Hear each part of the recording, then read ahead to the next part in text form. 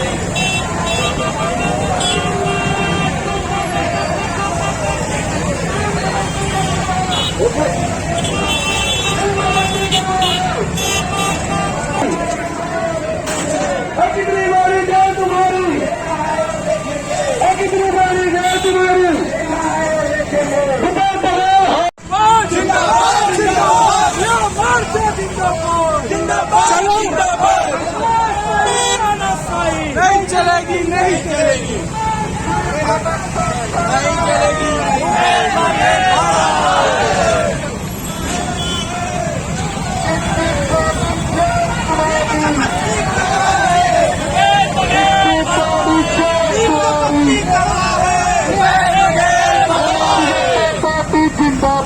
जिंदाबाद, जिंदाबाद।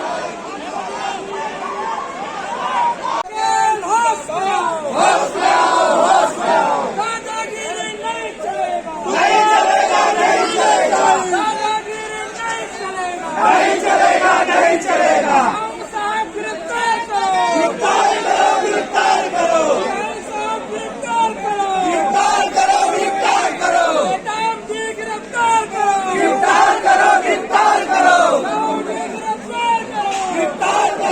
सोनिया गांधी सरकार निकलती है,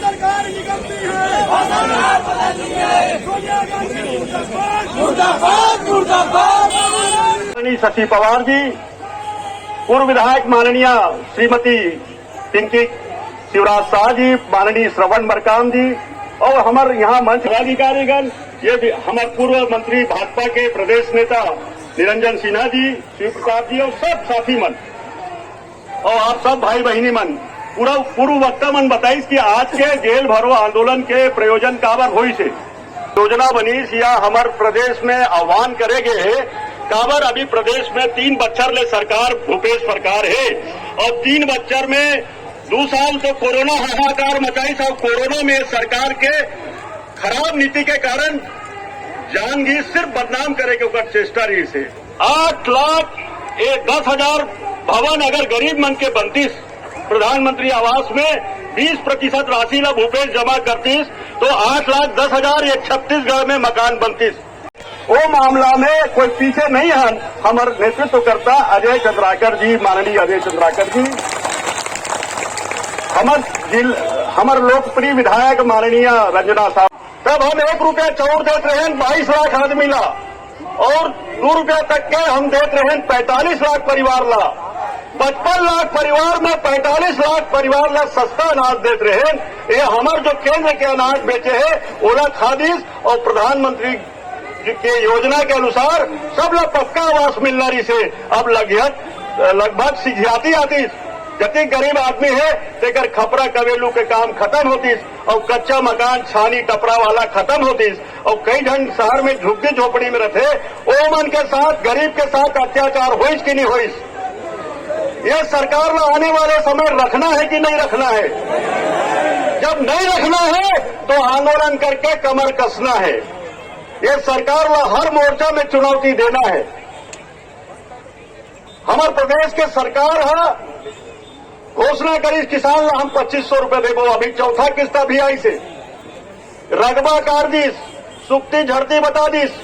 हमारे प्रदेश के सरकार घोषणा करे से हर किसान के कर्जा माफ करो, करीस का पूरा कर्जा माफ हो सका, किसान के पैसा माफ हो से, सोसाइटी में डिफाल्टर हुई से और आंदोलन मत करो। कावर बाबर बना दी राहुल गांधी बोले हैं TS बाबर 2.5 साल तोला 2.5 साल कौन कतिक वजन के थैली दे वो जानी, लेकिन ये 2.5 साल के चक्कर में अपन उल्टा सीधा घोषणा करत है। प्रदेश कंगाल हो गए, प्रदेश के ऊपर 1 लाख करोड़ के कर्जा हो गए, 2,70,000 की आबादी में हर आदमी के ऊपर कर्जा चढ़ा दी, हर आदमी के ऊपर कर्जा चढ़ा दी। अतिक प्रदेश की स्थिति खराब है। सड़क मन जो बना थे चाहे भखारा रोड बने हो चाहे कुरुद के कोनो रोड बने हो, पुराना स्वीकृति है मन के जमाना की, हमारे जमाना के जब रमन सिंह के सरकार रही।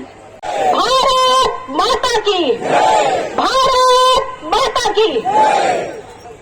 जिस सरकार के विरोध में आज हम सब ने जेल भरो आंदोलन रखा है, एक बार मेरा निवेदन है आप सब मेरा साथ दीजिएगा। भूपेश तेरी तानाशाही नहीं चलेगी, नहीं चलेगी, भूपेश तेरी तानाशाही नहीं चलेगी, नहीं चलेगी, भूपेश तेरी कोर्ट कचहरी नहीं चलेगी, नहीं चलेगी, भूपेश तेरी कोर्ट कचहरी नहीं चलेगी, नहीं चलेगी, महिला विरोधी ये सरकार नहीं चलेगी, नहीं चलेगी, लोकतंत्र की हत्यारी सरकार, नहीं चलेगी, नहीं चलेगी, लोकतंत्र की हत्यारी सरकार। नहीं चलेगी, नहीं चलेगी। बंधु धनतरी जिला कि जेल भरो आंदोलन, सम्मानी मंच और मंच के साथ आप सब जो एक अपनी बड़ी सहमति के साथ यहां पर उपस्थित हुए हैं, आप सबको नमन प्रणाम। अंगद ने बढ़ाया कदम है, प्राण प्रण से करेंगे प्रतिकार और समर्पण की मांग अस्वीकार, समर्पण की मांग अस्वीकार। बंधुओं, आज सत्य सामने बैठा है और यह सत्य उस सत्ता से संघर्ष कर रही है। आज का दिन देखिए, आज का समय देखिए कि लोकतंत्र में स्वयं जनता अपने अधिकारों के लिए लड़ रही है। यही वो सरकार है जिसने जनता से झूठे वादे किए, बड़े बड़े सपने जनता को दिखाए और छल से कपट से वह सत्ता और सरकार में आई है। और जहां पर आज जब जनता के साथ वादा निभाने का अवसर आया, जब जनता के साथ न्याय करने का समय आया, पूरे प्रदेश के इतिहास में सबसे बड़ा जनादेश कांग्रेस की सरकार को मिला। लेकिन सरकार ने कहीं भी इस जनादेश का सम्मान नहीं किया, बल्कि इस जनादेश का अपमान किया है। और इस जनादेश का इस अपमान हम कभी नहीं सहेंगे। जनता पार्टी जिंदाबाद, भूपेश बघेल मुर्दाबाद, भूपेश बघेल मुर्दाबाद। मित्रों, मुझे भाषण नहीं देना, मैं बहुत संक्षिप्त बात करूंगा, क्योंकि जो अनुशासन मैंने लगाया है वो अनुशासन मैं अपने ऊपर भी लागू करूंगा। इंदर जी ने प्रदेश का नेता कह दिया, उससे आग्रह करूंगा, मेरे अंदर मेरा कार्यकर्ता भाव जीवित रहे, यहीं बैठने को मिले मुझको। आपने सम्मान दिया, बढ़िया उसके लिए, क्योंकि कार्यकर्ता रहने में ज्यादा मजा है। इसलिए आज सब गाड़ियां रवाना हो गई, लगभग मुझे सूचना मिली तब मैं कुरुख से निकला जल्दी। जिला के अध्यक्ष जी, जिसके नेतृत्व में आज हम सब इस कार्यक्रम के लिए जुटे हैं, विधायक महोदया, मैं सुनता हूं उनको विधानसभा में, उनके क्षेत्र के काफी लोग हैं। एक दिन भूपेश बघेल ने कहा बजट में बोलते हुए, जब रंजना जी को देखा तो आप भी बजट में बोल लेंगे, तो रंजना जी ने उसको पलट के आवाज दिया था कि मैं एमए इकोनॉमिक्स हूं, आपसे ज्यादा पढ़ी। तो भूपेश बघेल जी को इस उत्तर के बाद कोई उत्तर नहीं मिला, इसको टोकना उन्होंने बंद कर दिया। तो ऐसे लोग हैं। इंदर जी भी जब बोलते थे पहले, श्रवण जी हों, पिंकी जी हों, यथोचित सबने श्रेष्ठ सेवा की। लेकिन आज स्थिति क्या है? कुछ नहीं। हमारे जिला के सभी वरिष्ठ नेतागण, महापौर महोदया पूर्व और भी प्रदेश जिला की कार्यकारिणी के सदस्य निरंजन जी, ठोकने जी, नेहरू निषाद जी, दो तीन बातें। हम धमतरी जिला में 2022 तक का आवास स्वीकृत है, इसलिए आपको नहीं पता चलता कि आवास की दुख क्या है। यहां सिर्फ अपील के केस या किसी का नाम कोई राजनीतिक कारणों से छूट गया, वो प्रकरण भर धमतरी जिला में बाकी है। नहीं तो हमने उस समय हमारे शासन में हमने स्वीकृत कर दिया था कि प्रधानमंत्री आवास पूरे का पूरा स्वीकृत है। बाकी 29 जिलों में क्या स्थिति है? ये सरकार एक साल का 762 करोड़ रुपया देने के बाद, 18-19 को देने के बाद 12 लाख प्रधानमंत्री आवास 40% नहीं दे सकती है डिफॉल्टर सरकार, इसलिए वापस कर दिया। ग्रामीण से जुड़ा मुद्दा।